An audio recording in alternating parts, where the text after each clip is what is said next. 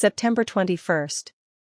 Good is not good enough. Complete conformity to Christ's image is the plan of grace. Most of us are just too easily satisfied. Our personal goals, wishes, and dreams fall far short of God's plans and purposes for us. God will settle for nothing less than each of us being completely conformed to the likeness of His Son. He will finally and completely defeat sin and death. He will not abandon His purpose for any reason. Our problem is that often we don't share His mind or buy into His purpose.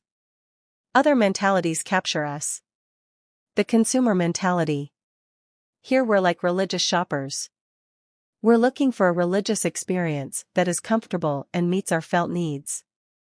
When we're dissatisfied, we have no problem in moving. The good is good enough mentality.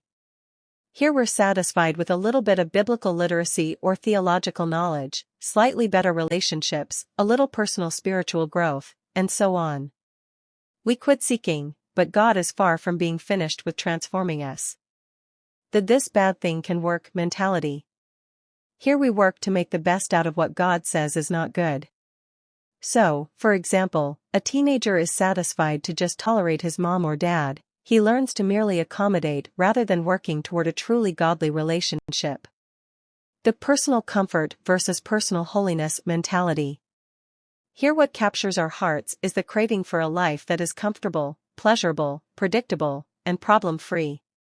We tend to judge God's goodness based on how well life is working for us, not on how He's making us more holy. The event versus process mentality. Here we are just impatient. We sort of want God to do the good things He has promised us, but we don't want to have to persevere through a lifelong process.